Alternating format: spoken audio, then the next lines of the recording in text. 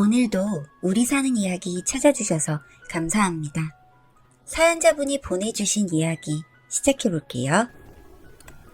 안녕하세요. 대학 시절부터 만나서 연애하고 결혼한 저희 아내. 저는 최근에 이런 예쁜 두 얼굴의 아내한테 속고 있다는 걸 알게 되었습니다. 점점 아이를 매주 친정에 맡기고 저한테는 친구와 놀고 오겠다고 하고 밤 늦게 들어오는 아내. 제가 출장이라도 가는 때에는 친정에 며칠씩 맡겨놓을 때도 있다고 하더라고요. 여기까지는 아내가 주말에 친구와 놀고 싶을 수도 있고 제가 출장 간 틈을 타서 본인도 친구들과 여행도 가고 싶고 할 수 있다고 생각해서 크게 생각하지 않았습니다. 하지만 저는 우연히 듣게 된 아내의 통화 내용을 통해서 아내가 혹시 외도를 하고 있지는 않은지 의심하게 되었습니다. 나도 오늘 좋았어. 땡땡씨도 잘 자고 벌써부터 보고 싶네. 내일 또 봐. 이렇게만 보면 그냥 주변에 친한 사람이랑 할 수 있는 말이지 않나 할 수 있지만 아내의 말에는 사랑이 뚝뚝 묻어 있었어요. 저한테도 주로 하는 멘트이지만 대체 누구한테 이런 멘트를 하는 건지. 저는 아내가 바람을 핀다는 제대로 된 물증을 잡을 필요가 있었습니다. 저는 아내의 친구들에게 연락을 해보았습니다. 땡땡씨, 저 땡땡이 남편인데 혹시 최근에 땡땡이 조금 이상한 점 없었어요? 친구들과 이미 입을 맞춰 놓은 건지 하나같이 잘 모르겠다고 하는 아내의 친구들. 하지만 그중 한 친구로부터 최근에 남자가 생긴 건지 친구들과의 자리도 일찍 피하고 항상 옆에 한 남자를 끼고 나타난다는 이야기를 들을 수 있었습니다. 정말 피가 거꾸로 솟는 기분이었어요. 저 말고 다른 남자라뇨. 대학 시절부터 5년을 연애하고 결혼한 우리인데 정말 사랑해서 일찍 결혼하고 아이도 낳은 저희인데 항상 저만을 바라보고 사랑한다고 하는 아내가 다른 남자라니 정말 상상할 수도 없었습니다. 저는 아내 친구 땡땡씨를 통해서 앞으로 정보를 얻기로 했어요. 며칠 몇 시 땡땡 카페에서 저희 다들 보기로 했어요. 며칠 몇 시 땡땡 카페라. 저는 혹시 아내가 다른 남자를 또 데리고 오는지 보기 위해서 미리 카페에 상주해 있었습니다. 약속 시간이 되기만을 기다렸고 아내 친구들이 하나둘씩 카페 안으로 들어오더라고요. 그리고 약속 시간이 조금 지나서 또각또각 구두소리와 함께 카페에 등장한 아내. 아내 옆에는 아내 친구가 말했던 듯이 아내의 팔짱을 끼고 있는 남자가 보였습니다. 뭔가 싸한 촉에 위를 쳐다보는데 그 얼굴을 확인하고 저는 그 자리에서 주저앉을 뻔했습니다. 아내가 만나고 있던 그 남자는 아니나 다를까 제 친구였습니다. 그것도 대학 때 저와 아내의 사이를 연결해준 친구. 정말 어이가 없더군요. 내 친구와 바람을 피우다니. 카페에 앉아서 아내와 아내 친구들과 함께 있는 친구와 아내는 정말 사이가 좋아 보였습니다. 둘이 뭐가 좋은지 눈만 마주칠 때마다 히히. 역시나 잠깐 얼굴을 비추고 아내와 친구도 나가더라고요. 저는 아내와 친구가 카페에서 나가자마자 아내와 친구 뒤를 밟았습니다. 차를 타고 이동하는 아내와 친구. 저는 바로 택시를 잡아서 아내와 친구 뒤를 따르기 시작했어요. 죄송한데 저 차 뒤 좀 따라잡아 주세요. 돈은 두둑히 드릴게요. 무슨 중요한 일 있냐면서 꼭 잡아주시겠다 하시는 택시 아저씨. 택시를 타고 도착한 곳은 다름이 아닌 친구의 집이었습니다. 차에서 내리는 친구와 아내. 저는 아저씨께 바로 감사 인사를 드리고 돈을 건넨 다음에 튀어내리듯이 택시에서 내렸습니다. 뭐가 그렇게 좋은지 서로의 얼굴을 바라보며 웃고 팔짱을 끼고 친구의 집으로 들어가는 친구와 아내를 보고는 저는 참을 수가 없어 바로 달려가 그들 앞을 가로막았습니다. 절 보더니 마치 귀신이라도 본 마냥 아내와 친구가 놀라더군요. 둘이 만나면서 이런 상황이 없을 것이라 생각하며 살았던 걸까요? 너 어떻게 내 아내랑 바람을 피울 수 있냐? 네가 대학 때 소개시켜준 거잖아. 내가 언제부터 만난 거야? 설마 대학 때부터는 아니지? 너 내 등 쳐먹은 거냐? 계속해서 놀란 눈으로 저를 바라보는 아내와 친구. 아니, 어떻게 너희가 이렇게 나를 상대로 바람을 피울 수가 있냐고. 내가 널 얼마나 믿었는데. 아내와 친구에게 따지듯이 말을 하면서 계속 분한 마음에 온몸이 떨리고 눈에서는 눈물이 나기 시작했습니다. 그러자 그런 거 아니라고 자기 말 좀 들어보라고 하는 아내와 친구. 뭘 들어보라는 건지 참 어이가 없고 더욱더 분노감이 들었습니다. 전 한 번 기회를 줄 테니 정리하라고 말했고 그렇게 그 자리에서는 아내를 데리고 집으로 돌아왔습니다. 그런데 이 미친 것들이 저한테 들킨 후부터 정신을 차리는 게 아니라 오히려 아주 더 보란듯이 바람을 피우기 시작하더군요. 아내는 아이를 여전히 시댁에 맡기고 그 새끼를 만나러 가더군요. 주말에는 친구들과 파티를 한다는 등등의 이유로 집에 안 들어오는 것이 기본이었고 말입니다. 그나마 제 편이 되어주었던 아내의 친구 중 한 명은 최근 들어서는 잘 만나지 않는지 정보도 없었고 저는 점점 아내와 친구가 바람을 피우는 상황을 잡기가 점점 힘들어지기 시작했습니다. 그리고 제 생활은 온통 아내와 제 친구라는 놈이 같이 있는 상황만이 떠올리면서 분노감이 차 있었고 마음은 점점 더 답답해져 오고 우라통이 치밀어 오르기 시작했습니다. 술도 잘 마시지 못했던 저는 매일매일 술을 마시는 것이 일상이 되어버리고 말았습니다. 술을 진탕 마시고 집에 가는 길, 술을 마시면서 하도 울어서 눈아픈 뿌옇고 걸음걸이는 흐느적 술이 저를 삼킨 건지 제가 술을 삼킨 건지 그렇게 흐느적 걷던 중에 눈앞에 예쁜 아내의 모습이 보였습니다. 아내라니? 취해서 아내가 보이는 건가 하는 생각에 눈을 비비고 봐도 아내의 뒷모습이 보였어요. 누가 봐도 제 아내, 그 옆에는 남자가 서 있더군요. 취한 그 와중에도 이 둘은 아내와 제 친구라는 것을 확신할 수 있었어요. 순간 정신이 똑바로 들어 그 둘 뒤를 따랐습니다.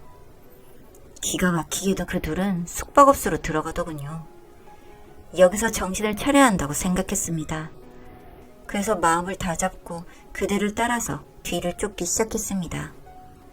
방 안으로 들어가는 그들을 확인하고 같이 온 일행인 척하며 방금 들어간 두 사람하고 일행인데 웬만하면 옆방 부탁드립니다. 했습니다. 될까 싶었지만 별로 대수롭지 않게 바로 옆방 키를 저에게 주더군요.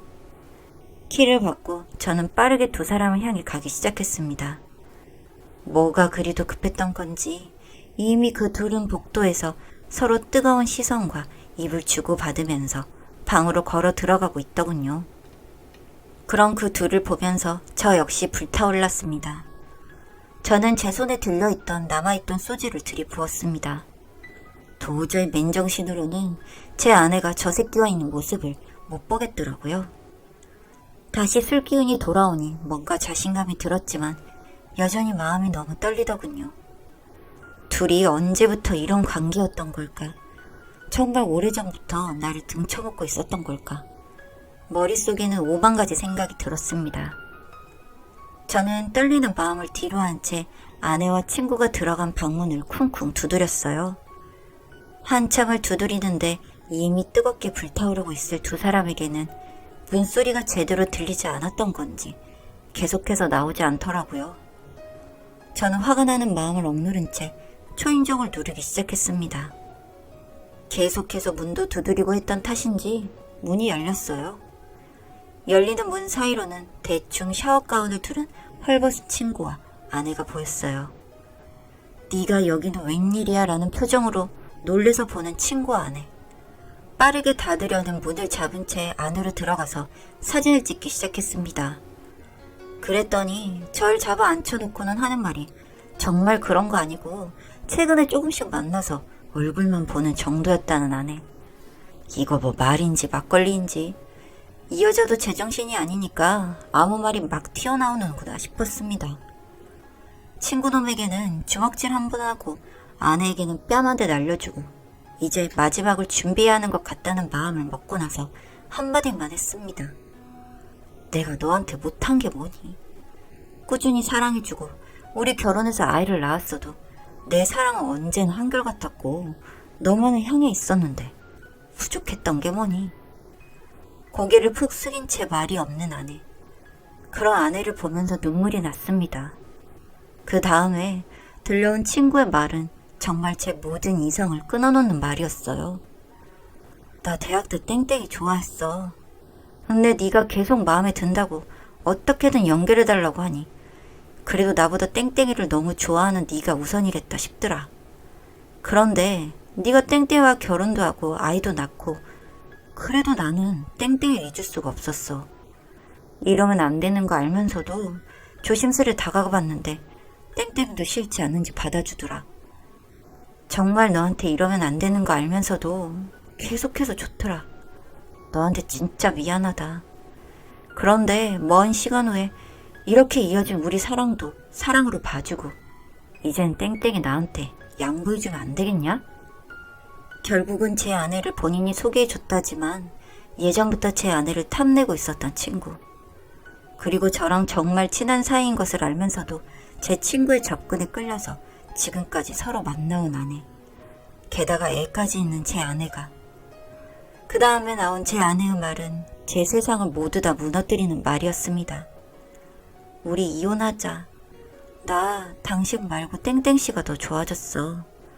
대학 때 땡땡씨가 나를 좋아하는 줄 알았다면 당신 말고 이 사람과 계속 함께하고 있었겠지.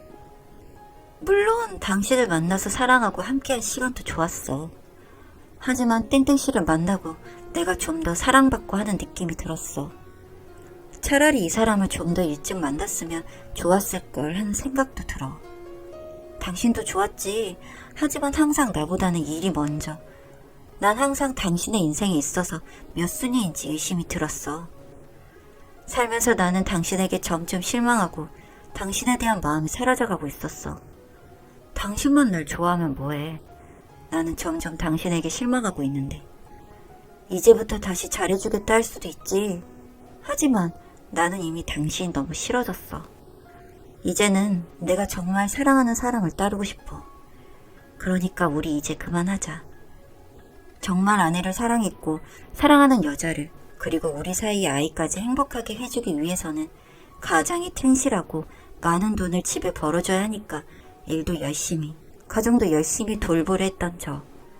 하지만 아내가 빈자리를 느끼진 않을까. 항상 아내를 위했던 저인데 아내는 뭐가 더 부족했던 것일까요? 둘째까지 생각할 정도로 정말 좋았던 우리 사이인데 언제부터 이 새끼한테 눈길이 간 건지 정말 머리까지 돌 지경이었습니다. 저는 울면서 사정사정하는 두 사람을 뒤로 한 채 방을 나왔습니다. 제 방에 와서 누워있는데 아내와 연애하던 시절 첫 아이가 생겨서 기뻤던 순간 등등 아내와 함께했던 행복했던 시절이 머릿속에 스치면서 참 오만 가지 생각이 들었습니다. 그리고 그렇게 그날 저녁 마음을 정리했습니다. 피 터지는 복수를 해줄까도 생각했지만 이제와 그게 무슨 소용인가 싶어서 그들이 원하는 대로 이혼을 주었습니다. 양육권과 이자료를 받아내고 생각보다는 조용하게 이혼을 해주었습니다. 나중에 들은 이야기로는 그들 둘은 만나서 살림을 합쳤다고 하더군요. 그렇게 새로운 삶을 살고 있다고 들었고요. 그런데 그로부터 얼마 뒤에 또 하나의 소식이 들려왔습니다. 제 아내의 친구였던 과거에 둘이 바람을 저에게 알려주었던 친구가 그러더군요. 제 아내는 또 한 번 버림을 받게 되었다고 말이죠.